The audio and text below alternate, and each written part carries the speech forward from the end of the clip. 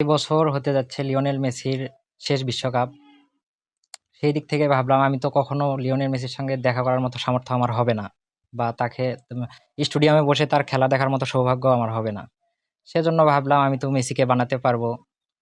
তো সেই আবেগ থেকেই আমি লিওনেল মেসিকে বানিয়েছি। প্রায় ৫-৬ দিন আমি অক্লান্ত পরিশ্রম করে এটা বানিয়েছি এবং অনেকবার ভেবেছি যদি এটা বিশ্ববাসী দেখতে পারে বা তাদের চোখে আসে তাহলে অনেক ভালো লাগবে।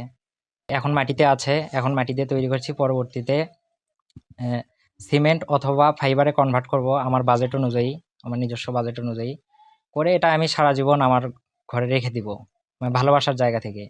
আর মনে একটা ছোট্ট একটা আশা আছে, যদি কখনো লিওনেল মেসি আমাদের বাংলাদেশে আসে অথবা তার কাছে এই ক্ষুদে ভক্তর বার্তা পৌঁছে যায়, তাহলে আমি এটা তাকে নিজে হাতে উপহার হিসেবে তুলে দিব।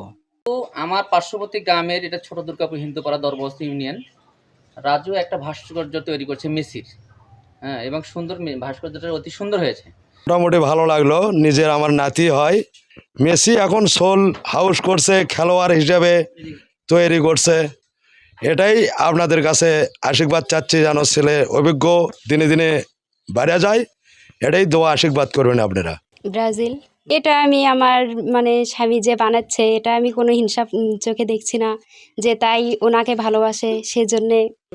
হ্যাঁ, আমাদের পরিবার থেকে সবাই উৎসাহ মানে সহযোগিতা করছি।